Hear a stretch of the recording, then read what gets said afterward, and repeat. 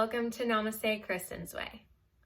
Welcome to day 2 of my 3-part series on the law of attraction. Today I'm going to talk about the ego.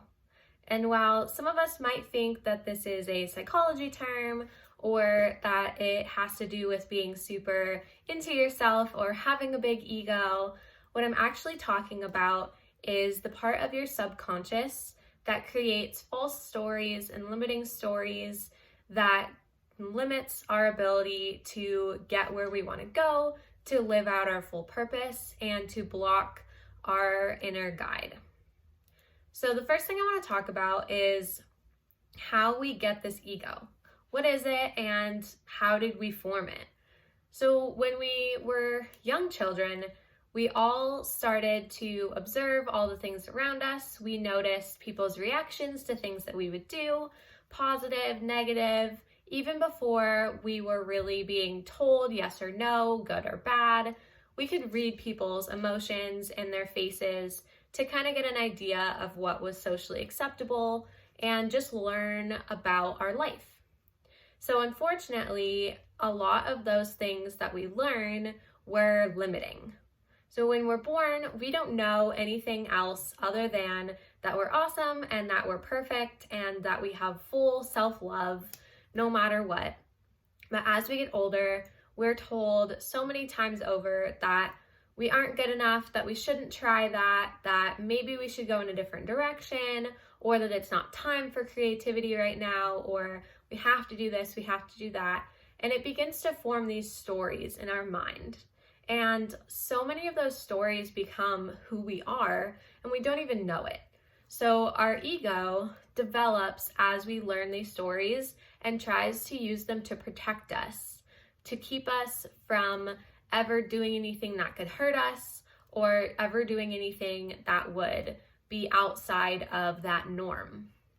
So if you had a limiting story about money or about love or what relationships look like when you're younger, those things influence how you are and how you feel and what you do now.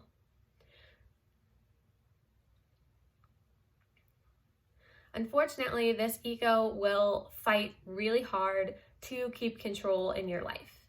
The better and more improved you become, the harder your ego will make it to continue on this path.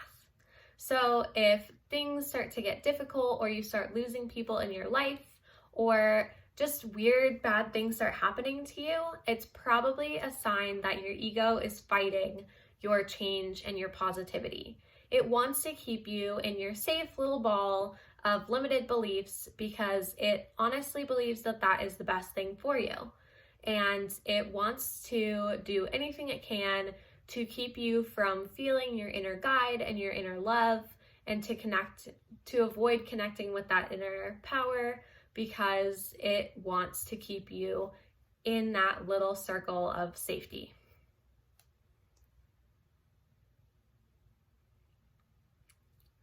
Unfortunately, when we start to listen to our ego, we start to tell ourselves all sorts of negative stories, things that about how we can't do it, how it's not possible, we're not good enough, we're not whatever, fill in the blank.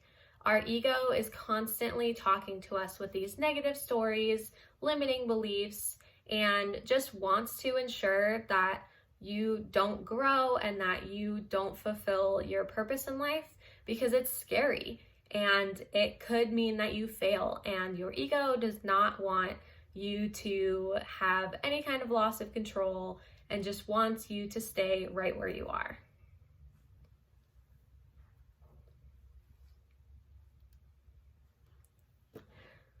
The best thing you can do to start to kill off your ego and to help it to stop controlling your life is to meditate and connect with your inner guide.